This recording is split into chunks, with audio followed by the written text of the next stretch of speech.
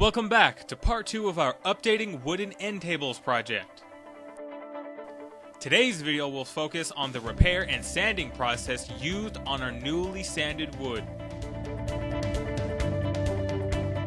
To fill the gouges and dents in the wood, I used max strength wood filler, which can be found at most hardware stores. Here you can see the extent of one of the gouges that we are going to try to fix. And as you can tell, it's a pretty good one.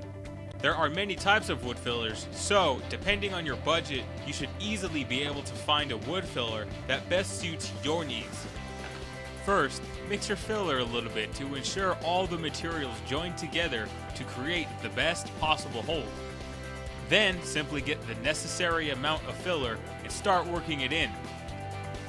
You'll want to make sure you fill it completely, and don't worry about having extra.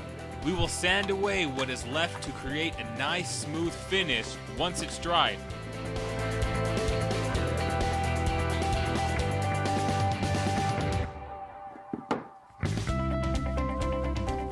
For this section on the edge, I used a putty knife to try and rebuild the corner that had been gouged away.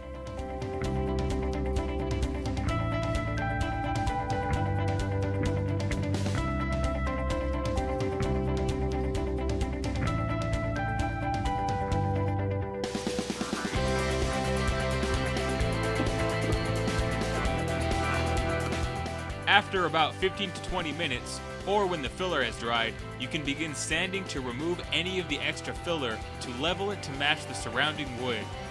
Also, make sure you are using a fine grit sandpaper.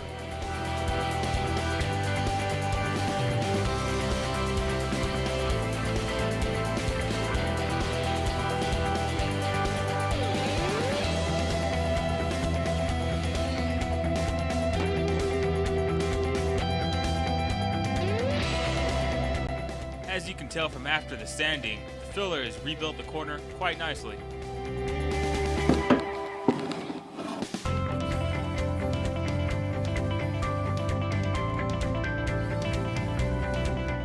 With all of your pieces sanded and wiped free of any dust or loose filler, we can begin staining.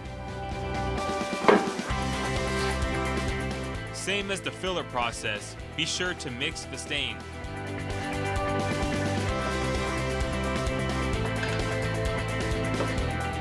Using a brush, evenly apply the stain.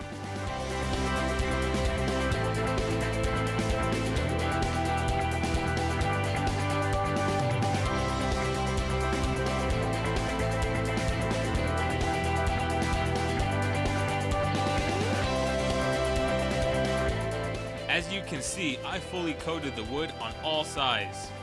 Since the stain will be wiped off and not moved very much in the process, I didn't worry about the stain making contact with the table.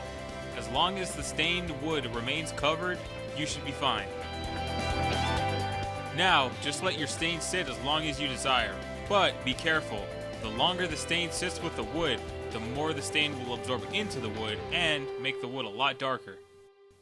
I let mine sit until the stain soaked in enough that when I test wiped it, the stain was slightly abrasive and no longer runny, or about 10 to 15 minutes. From here, I just wiped off the stain with a clean rag. Make sure to wipe off all of the stain to avoid an overly stained area. Use multiple rags if needed. Depending on your desired outcome, it may take multiple coats to achieve a darker finish.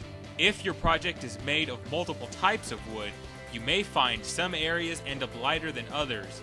If this is the case, then all you have to do is repeat the staining process until all of your wood matches. And now all you have to do is just let your wood sit overnight before you begin the last steps. Stay tuned for the next video where we will apply a clear coat and the final reassembly of the wood. And as always, if you found this video helpful, give it a like. And if you want to stay updated, you know what to do.